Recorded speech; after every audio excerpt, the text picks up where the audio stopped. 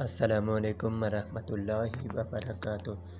ساتھیو، آج کی ویڈیو میں یہ دعا پڑھیں گے۔ صبح جمعہ فجر کی نماز پڑھنے سے پہلے مسجد میں داخل ہونے کی دعا دو طریقوں کی، ایک مجھے یاد ہے، پڑھتا ہوں۔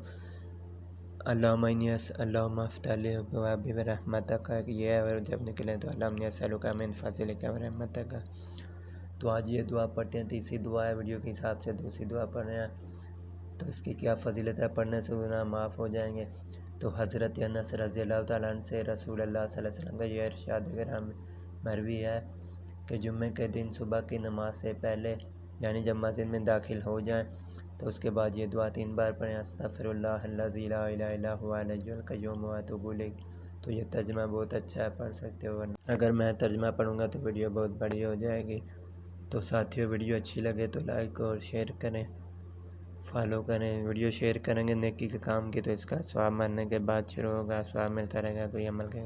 تو یہ دعا آپ نے ہر جمعہ کے دن صبح کی نماز پڑھنے سے پہلے پڑھنی ہے۔ یہ دعا پیارے رسول کی پیاری دعا نماز میں موجود ہے، وہاں سے بھی آپ نکال سکتے ہو۔